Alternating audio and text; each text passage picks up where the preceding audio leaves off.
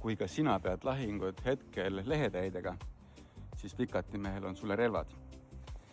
Me pakume taimekaitsevahendeid, siin on nüüd 2 karpi väljas, aga e-pood on täis neid.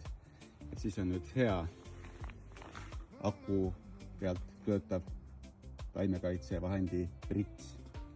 Ja ma näitan, mis jama siin on. Kõik on kahjureid täis.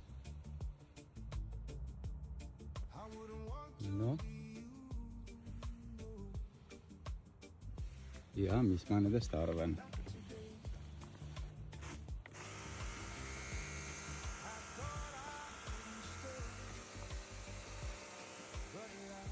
Ehk siis pane selle aluma kenasti täis.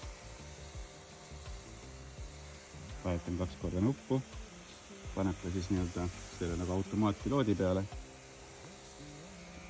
Ja anname tuld.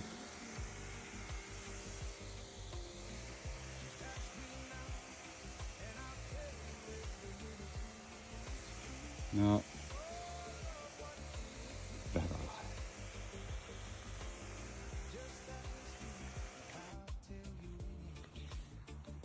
Igal juhul meil on ladu kenasti täis erinevaid taimekaitsevahendeid ja ka pritse.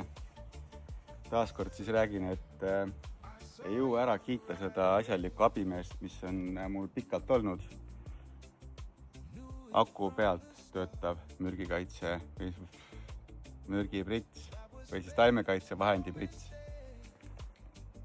Et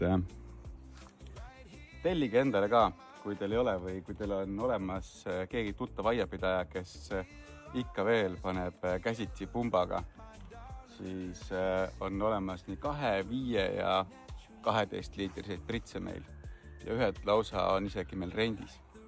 Ehk siis aitäh ja